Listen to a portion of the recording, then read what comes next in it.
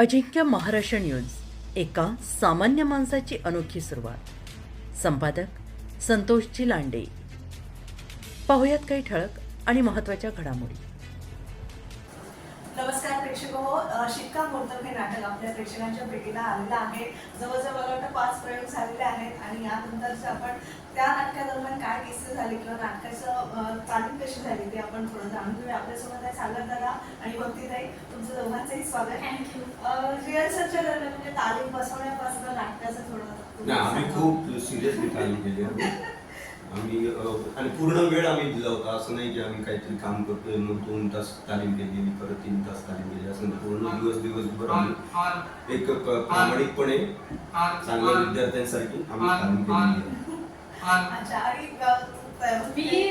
आणि मला थोडंसं ह्या लोकांनी सुट्टी देत होते मध्ये, कारण माझं शूटिंग पण असायचं सिरियलचं.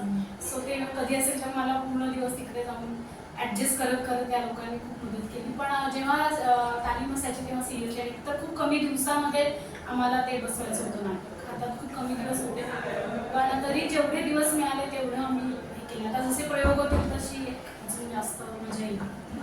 प्रमोद शेलार यांचं म्हणजे प्रयोगशील दिग्दर्शक म्हणून ते ओळखले जातात. काय वेगळेपणा आहे एक दिग्दर्शक म्हणून? नाही, मी पहिल्यांदाच काम करतोय त्यांच्याबरोबर आणि मला आवडलं त्यांच्याबरोबर काम करायला. इतर खूप जणांबरोबर कामं केली.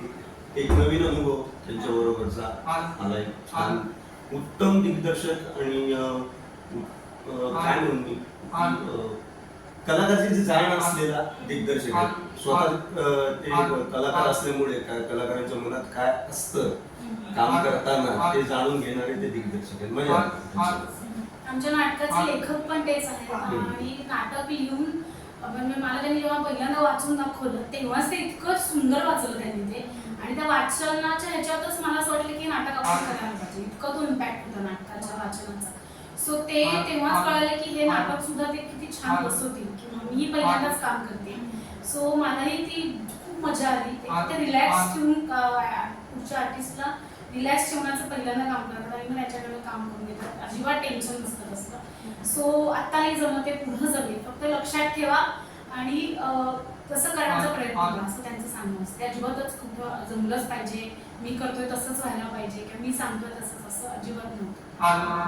तुम्ही दोघं या नाटकाच्या निमित्ताने एकत्र आलाय आणि बॉन्डिंग तुमचं या नाटकाच्या दरम्यान कसं डेव्हलप होत गेलं त्याबद्दल? 4च जण आहेत ना, त्यामुळे बॉन्डिंग करावंच लागतं.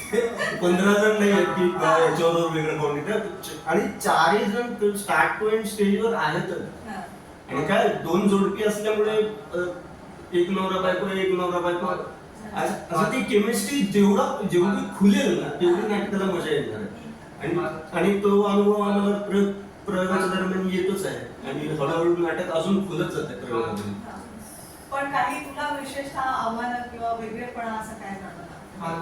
विनोद टायमिंग सेन्स नाही, कारण समोरचा पण तेवढा मला याच्या कॅरेक्टरच्या बद्दल असं सांगायसाठी की तो डायरेक्ट ऑडियन्सशी कनेक्ट करतो. सो ती एक थोडी गंमत आहे असं मला वाटतं ह्याच्याबद्दल. आणि मला माझ्या कॅरेक्टरमध्ये सुरुवातीला मी खूप एक विनोदी कॅरेक्टर पात्र म्हणून येईल लोकांच्या समोर, पण एंडला जाताना ते किती सिरियस होतंय आणि ते का असं आहे ते सगळं, तर ते मला चॅलेंजिंग वाटलं की हसवता लोकांना थोडंसं एक टोचून घेऊन जातंय ते कॅरेक्टर. पण ते विनोद म्हटला की टायमिंग आलं, एकमेकांचं गिव्ह अँड टेक आलं, तर तसं तुमचं सपोर्टिव्ह होतं का? हो. त्याच्याशिवाय माझे जास्त सीन किंवा माझं आहे ते काम मला वाटतं कांचन बरोबर आणि याच्या बायकोचं जे काम करते स्नेहा तिच्या बरोबर आहे, सागर बरोबर मध्ये आहे, पण तरी खूप मजा येते ते करताना.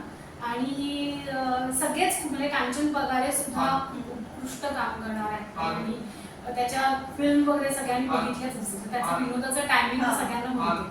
सो तीही मजा येते खूप. कांचन दादा तुझ्याबद्दल पण मगाशी भरभरून बोलला की तुझ्याकडनं बरं शिकायला पण मिळतंय.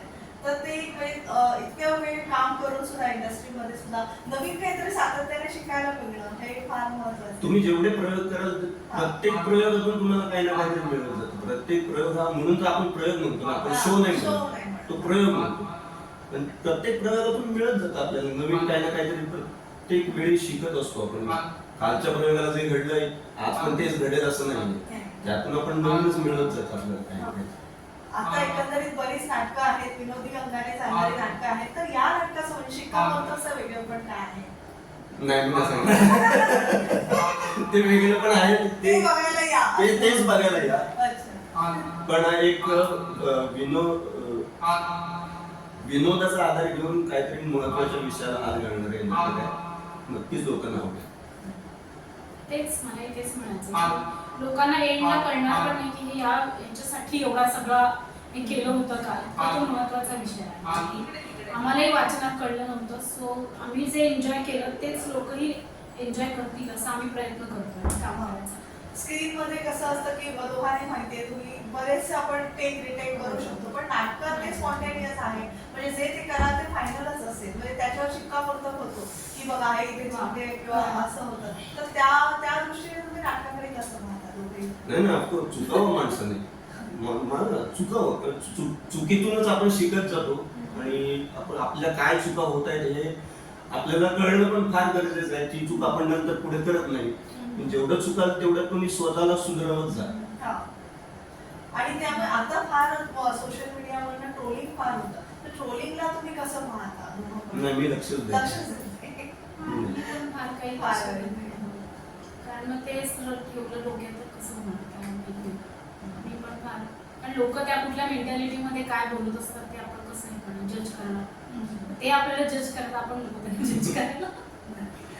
प्रेक्षकांना काय आव्हान करूया आपण नाटक पाहण्यासाठी?